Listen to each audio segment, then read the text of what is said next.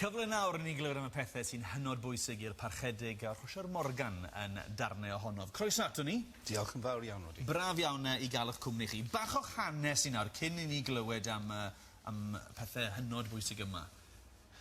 Un o'r eich chi'n wreiddiol? Wel, dwi'n dod o Llanceuach Nelson mae bob un yn galw fel ar fyna. Wrth gwrs, mae'n ardal digon di-Gymraeg yn anffodus. Mae'n hanesyddol, ond ges i magu fyna un o bedwar bechgyn i Peter a Margaret Morgan.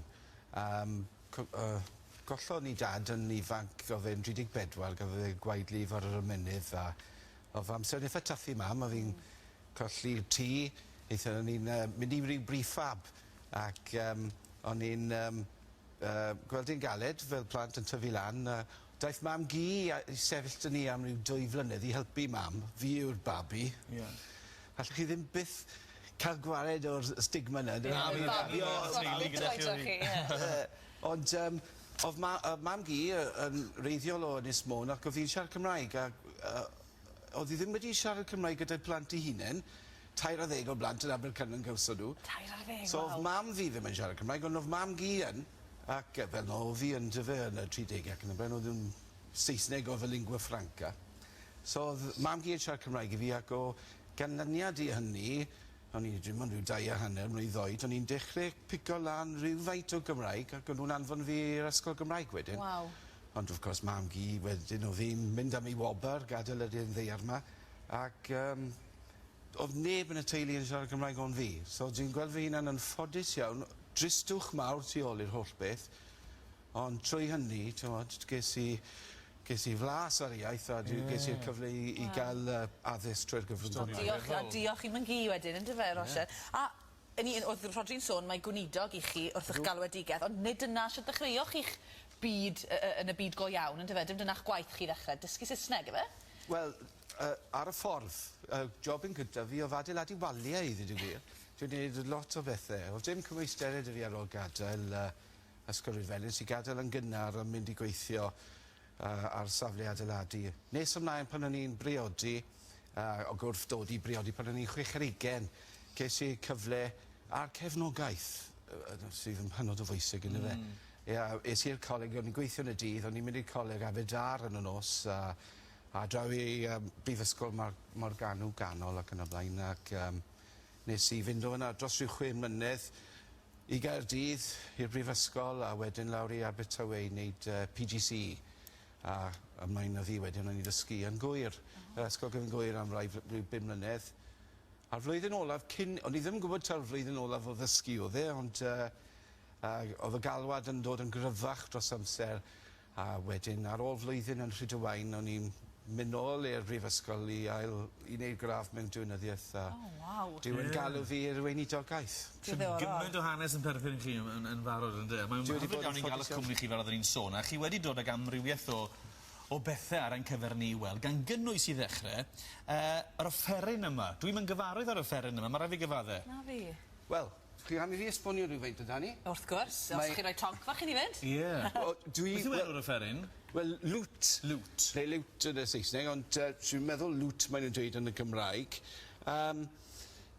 Pan oedd mam yn byw, oedd hi'n hoff iawn o fi chwarae gitar, gitarist ydw i. Mae dwi'n gweld hi'n galed i chwarae un o'r ein, ond oedd hi'n canu, tueddu i ganu, os o'n i'n chwarae cafetina neu rhywbeth yn y gegin, oedd hi'n canu, hoff iawn o ganu. A pan farwodd mam yn anffodus yn 1997, ges i rhyw 1000 o bunnoedd a y brodyr, y 3 frawd hefyd, 1001 gawson ni, oedd i ddim yn fenyw gyfoethog iawn wrth gwrs, o'n i diolchgar am hynny, ond o'n i ddim eisiau prynu cyfrifiadur neu rhywbeth sydd newydd heddi yn y skip mewn 6 i 8 mlynedd, ynddo fe. So nes i gofyn i boi Lucia draw yn Aberfan i creu hwn, a wnaeth e wneud e o scratch. Mae'n wneud hurdy-gurdies a loots a bob math o bethau. Chris Allen yw enw y boi. Mae'n hyfryd sy'n mae'n plygu, yndi, ar y pen. Ydi, wel, di creu reswm am hynny oedd pan o'n nhw yn yr galeri gyda'r musicians arall. Oedd mwy o le. Achos oedd e'n gallu bod yn eitha dyn yn dyfe. Hyfryd. Dwlu hwnna, neis iawn. O, mae'n neis iawn. A mlaen wedyn, te, Rosier, at bamffledi sy'n bwysig iawn yn eich gyrfa chi hyd yn hyn wedyn. O, di.